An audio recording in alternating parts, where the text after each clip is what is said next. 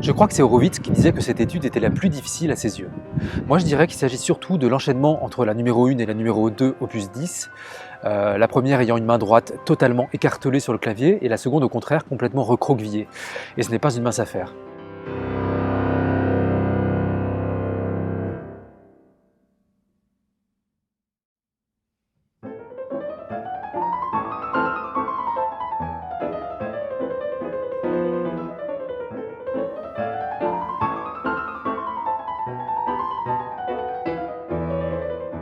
Les études de Chopin représentent un de nos panthéons pianistiques. Il les a écrites entre ses 19 et ses 22 ans, et elles comportent des pièces poétiques, ludiques ou expressives, comme ce chant surnommé Tristesse.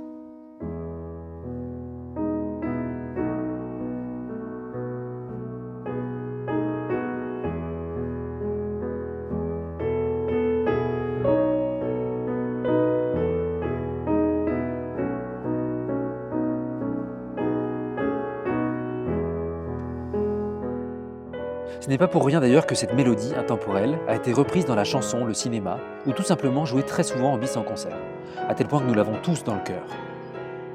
Ô mon pays, disait Chopin, écoutant un de ses élèves jouer cette étude, qui s'enchaîne abruptement avec une course-poursuite sans répit.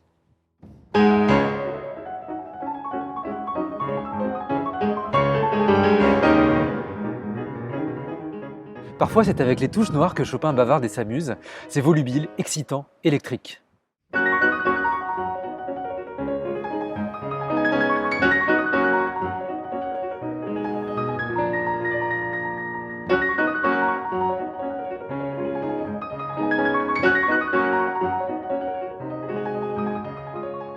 C'est vrai que la main droite se taille la part du lion dans les études de Chopin, mais la main gauche est loin d'être en reste. C'était une grande préoccupation de Chopin pour ses élèves, comme vous allez pouvoir l'entendre à plusieurs reprises.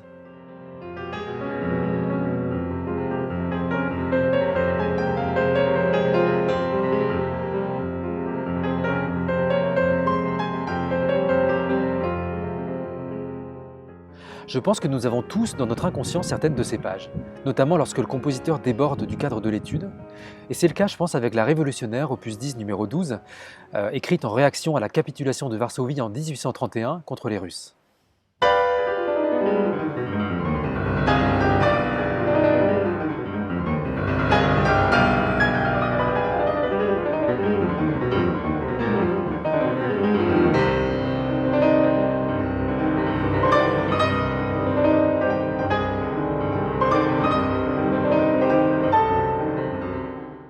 Lafayette avait proclamé « Toute la France est polonaise ». Et Chopin, depuis Paris, crie son désespoir comme jamais jusqu'alors.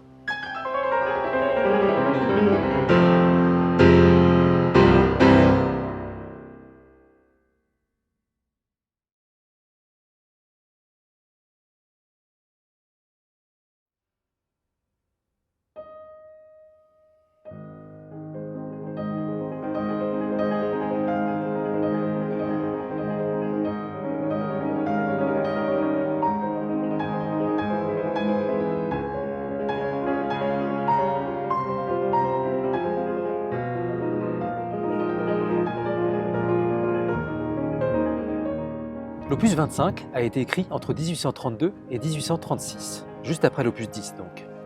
Schumann écrit « Configure une harpe éolienne que la main d'un artiste fait parler en y jetant pêle-mêle toutes sortes d'arabesques fantastiques, de manière pourtant qu'on perçoive toujours un son fondamental grave et un chant qui se déroule délicatement dans le haut, et on aura une idée approximative du jeu de Chopin. » N'oublions pas d'ailleurs que Chopin était un pédagogue né et qu'il a donné beaucoup plus d'heures de cours que de concerts.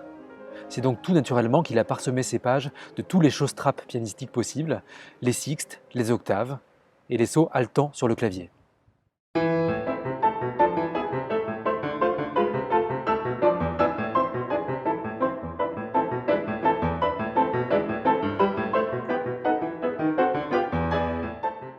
Vous avez entendu une sorte de stride de main gauche avant l'heure. Voici un moment plus poétique avec celle qu'on a surnommée la sibérienne, l'étude en tierce.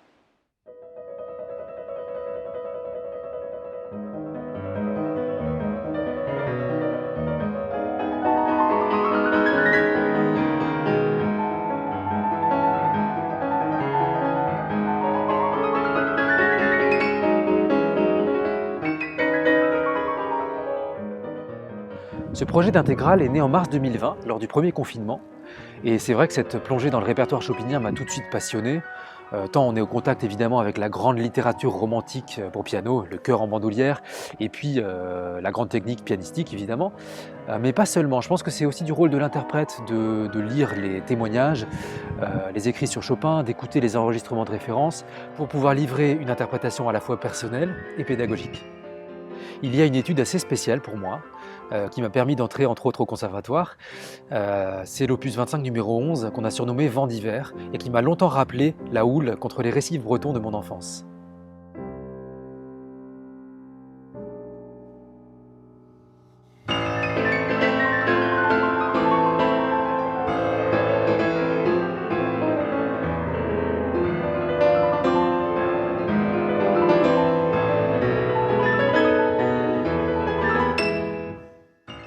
Le deuxième cahier d'études se termine un peu, comme le premier a commencé, par de grands arpèges en arche qui parcourent tout le clavier. Le pianiste a évité tous les pièges, a maîtrisé toutes les embûches, enfin on l'espère, et conclut avec majesté et sérénité ce long voyage qu'il a partagé avec son public.